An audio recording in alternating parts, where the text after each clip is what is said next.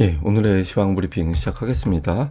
0.5%포인트 금리 인하 기대 그리고 경기 침체 우려가 완화가 되면서 미증시는 또 올라서 이번 주 나스닥 S&P 500 모두 다 올라갔고요. 비컷 가능성 제기되면서 러셀 2000 지수가 특히 중성주 쪽에 매수가 유입되면서 급등을 하는 그런 모습을 보였습니다. 관심 모은 게 마이크론 테크놀로지가 어제 급락해서 어떻게 될까 좀 관심이 있었는데 BNP 파라바 보고서를 또 웰스파고에서 반박하는 그런 보고서가 나왔거든요. 또 주가가 반전하는 그런 모습을 보였고 한국 관련 지표는 좋았습니다. 그래서 만약에 다음 주 월요일에 우리 증시가 열렸다면 비교적 큰 폭으로 오르면서 출발할 수 있었다 이렇게 해석이 되죠. 우선 미증시는 뭐 차트에서 보이다시피 이번 주 내내 5일 다 올라가는 그런 모습을 보였고 다우, 나스닥, S&P 500 비슷하게 올랐는데 러셀 2000이 거의 2.5% 정도 올라가죠. 실제로 대형주들은 뭐 그저 그랬어요. 알파벳이 1.8% 정도 올라간 거 빼고 그리고 반도체주들이 일제히 올라간 거 말고는 주요 대형 기술주들은 주춤했습니다. 그러니까 금리나 기대 부각될 때 대형 기술주 빼서 러셀 2000으로 넘어가는 그런 움직임이 있었잖아요. 그러니까 오늘 뭐 그러한 시도들이 좀 나타나면서 중성주 쪽이 조금 더 강했다 이렇게 볼 수 있는 거고 이렇게 갑자기 그 투자자들이 0.5%포인트를 자꾸 바라보게 된 게 기사들이 계속 나왔어요. 예, 월스트리트 저널에서 0.25로 시작할까? 아니면은 0.5로 시작할까? 어떻게 연준이 결정할까? 뭐 이게 이런 이야기. 근데 약간 취지는 0.5 쪽이 유력한 건가? 뭐 이런 식으로 해석될 수 있는 기사가 나왔잖아요. 근데 이게 파이낸셜 타임스지에서도 역시 비슷한 내용이 나왔습니다. 그러니까 0.5, 0.25 지금 박빙이다. 그래서 연준이 지금 금리를 한 번에 좀 확 낮춰서 경제에 대한 압박을 낮추고 고용이 악화되는 걸 방지하려고 하는 것 같다. 그러니까 약간 느낌이 연준은 0.25보다는 0.5 하고 싶어 하는 것 같은데 막 이런 느낌의 기사들이 계속 나오고 있어요. 그리고 이제 더들리 전 뉴욕 연은 총재 같은 경우도 0.5%포인트 내릴 강한 근거가 있다. 그러니까 경기 침체 때문에 0.5% 낮추면 경기 침체 때문에 낮추는 거야. 이렇게 걱정을 하고 있잖아요. 그래서 시장에서는 조금 충격받을 수도 있지 않을까 이런 우려가 있는데 자꾸 이런 내용 흘리면서 그것까지는 아니고 경기 침체 막으려고 하는 거야. 뭐 이런 식으로 자꾸 내용을 흘리는 그런 느낌이 있죠. 그러니까 투자들은 침체 없는 그러니까 침체를 방어하기 위한 0.5 인하가 현실이 될지도 모르겠다. 그러면 중성주 쪽이 더 유리한 거 아닌가? 뭐 이런 분위기가 만들어졌죠. 그러면 금리나 0.5 할 때 항상 걱정되는 건 침체냐 아니냐라는 거잖아요. 근데 지금은 45대 50, 장중에는 거의 5대 5로 붙었었거든요. 그러니까 일주일 전에 7대 3으로 0.25 쪽에 힘이 실렸었는데 지금 거의 5대 5에 근접한 상황이 됐죠. 그러면서 이게 이러다가 침체 신호로 해석하면 어떠지 이런 걱정이 있었는데 이걸 좀 완화시켜주는 지표가 나왔습니다. 미시건대 소비자 심리 지수. 이거 이제 미시건대에서 소비자들한테 설문을 돌리는 거예요. 지금 경제 어떤 것 같아요? 물가 어떤 것 같아요? 그다음에 앞으로는 어떻게 될 것 같아요? 라고 물어보는 건데 심리 지수가 지금 경제 어때요? 라고 지금 어때요? 라고 물어보는 거거든요. 근데 예상치가 68이었는데 69 예상치를 상회했고 지난달보다 튕겨 올라가는 그런 모습을 보였고 기대 지수는 뭐냐면 앞으로 어떻게 될 것 같아요? 라고 물어보는 건데 73이 나왔어요. 이것도 예상이 71이었거든요. 그래서 경제에 대한 소비자들의 인식이 지난달보다 좋아졌네. 그러니까 경기 침체라면 이게 계속 내려가야 되는데 올라가고 있잖아요.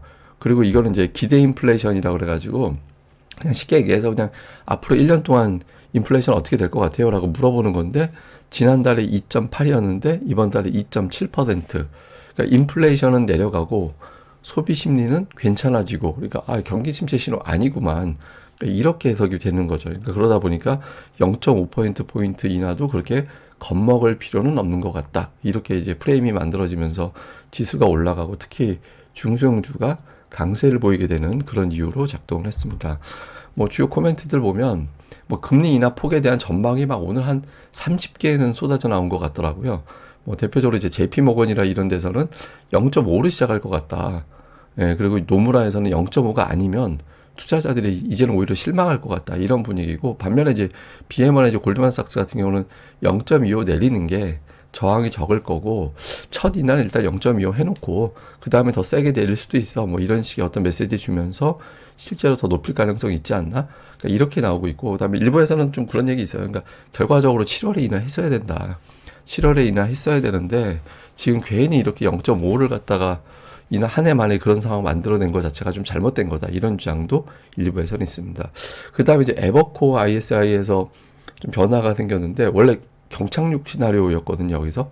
그런데 연착륙으로 시나리오를 수정한다. 이렇게 바꾸면서 그 이후로 해고율이 낮고 유동성이 풍부해졌고, 가계 자산이 늘어났기 때문에 소비할 수 있는 여력이 생겼다. 여기에 또 인플레이션이 완화가 됐다. 그래서 연착륙으로 수정을 한다. 이렇게 이제 주장을 하기도 했습니다. 그리고 블룸버그 기사에서는 이제 자사주 매입이 줄어들잖아요.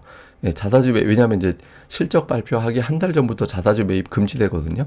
그래서 지금 이제 증시 어쩌면 이게 불안 요인이 될지도 모른다. 금리 인하라는 이벤트 앞두고 변동성이 커질 텐데 매수세가 좀 약해지는 상황이기 때문에 이게 증시에 조금 부담이 될지도 몰라. 근데 과거 데이터상 금리 인하 시기에 자사주 매입하는 기업들의 성적이 훨씬 더 좋았다. 그래서 이게 조금 이번에 자사주 매입이 재개되는 기업들에 대해서는 좀 주목을 해야 된다. 뭐 이런 내용 취지의 기사도 있었습니다. 그다음에 우리 증시 입장에서는 마이크론이 어제 워낙 많이 빠졌기 때문에 마이크론 영향으로 또 우리 증시에서 삼성전자, SK하이닉스 빠졌잖아요. 여기에 대한 어떤 주가가 오늘 어떻게 되느냐 궁금했거든요. 근데 웰스파고에서 웃기고 있네. BNP 파라바의 내용 너무 오바했는데 이런 식의 반박하는 보고서가 나왔어요. 그러니까 HBM 공급 과잉, 그다음에 뭐 PC 시장 약화 이런 거 과도하다 우려. 그래서 목표 주가 우리는 190달러 비중 확대 유지한다. 어제 BNP 파리바는 67달러인가요? 그러니까 이게 여기 반도 안 되는 목표 주가 제시했잖아요. 그런데 여기는 아니다. 이거 너무 오바다. 실제로 BNP에서 제시한 데이터들이 많이 틀렸어요.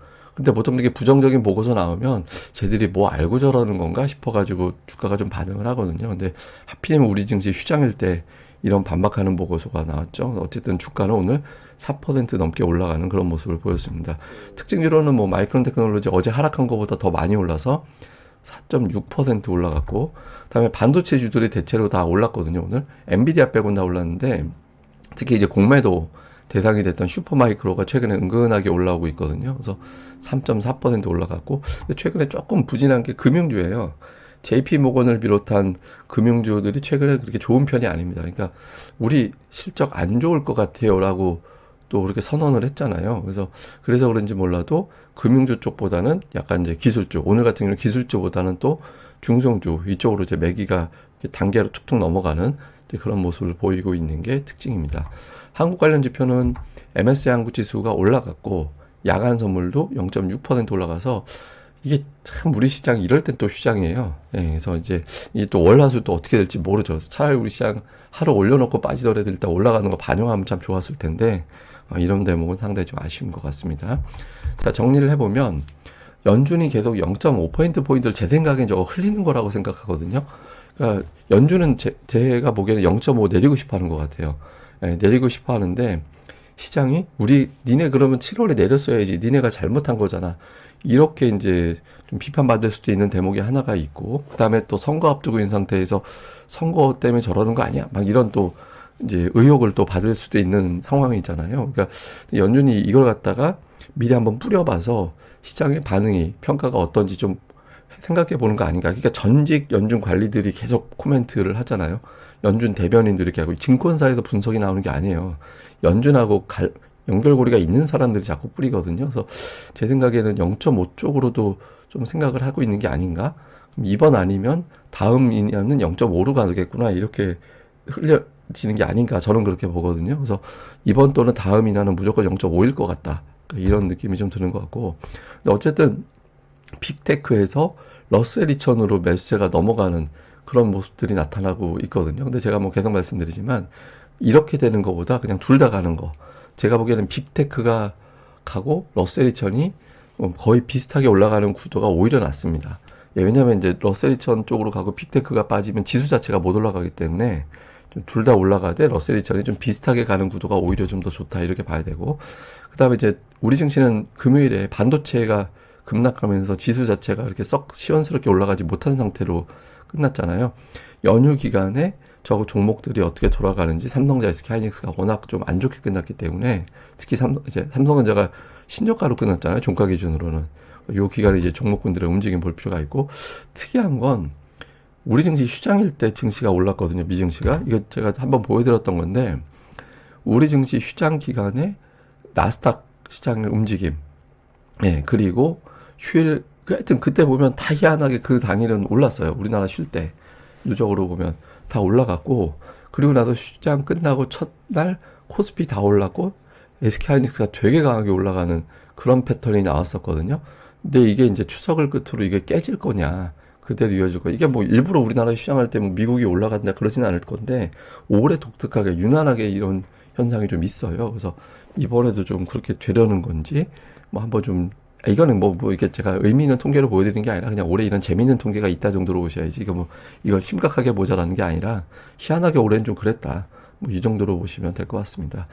예, 어쨌든 뭐 연휴 기간 또 잘들 보내시고요. 저는 어제 그 대학교 동기들, 예, 대학교 동기들하고 동기들이 하나는 친한 친구들이 하나는 오산 살고 하나는 용인 사는데 저는 저기 저 강동구 살거든요. 근데 여기까지 왔어요. 그 연휴 기간 그 엄청난 또 비 오고 금요일에 추석 연휴 첫날 시작되는 그때 와가지고 저녁에 이런저런 얘기했는데 그 대학 동기나 초등학교 친구들, 고등학교 이렇게 친구들 만나면 제일 편한 것 같아요. 그러니까 막 얘기가 일 얘기만 하는 게 아니라 그때 당시에 우리가 있었던 얘기를 막 하고 하면서 좀 머리가 좀 쉽고 약간 좀 편해진다 그런 느낌이 있거든요. 그래서 항상 너무 일에만 몰두하지 마시고 옛날에 내가 뭐 무슨 음악 듣고 뭐 하고 지냈지 이런 것들도 한 번씩 돌아보시면 좀 여유가 생기지 않을까라고 생각을 합니다. 왜냐하면 이제 주식을 쳐다보면 건강이 나빠지잖아요. 그래서 이런 것들을 조금 편안하게, 예, 좀 차분하게 좀 지내셨으면 좋겠습니다.